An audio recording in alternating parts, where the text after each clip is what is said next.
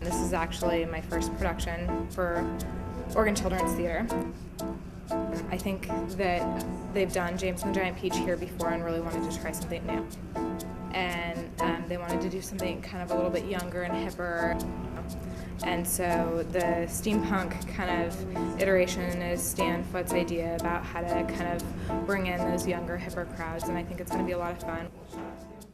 Steampunk is interesting because it sort of broadens the Victorian into Victorian slash fantasy slash time travel slash kind of what you can imagine the Victorians would have done if they had had more technology and more time travel kind of capabilities. It gives a lot of interesting elements to costume design, I think, for texture and for scale, and you just get to do more than just a straight kind of historic costume design.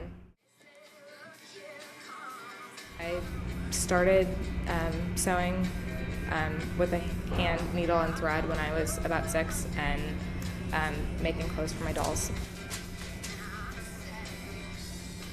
So I love kind of the craft of how things used to be done, and so I really look at that when I'm building stuff so that it gets sort of a different quality of life and breath itself.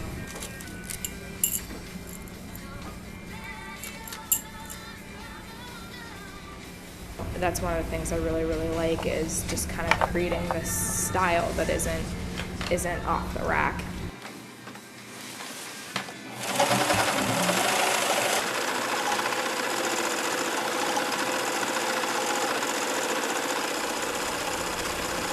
It's very much how like we picture a grasshopper if he was human. It's funny because most of my designs tend to be pretty non-traditional, but I think the grasshopper is this old wise character, and so I feel like with wisdom comes expectation, and I feel like the expectation is that this grasshopper is this long, tall creature.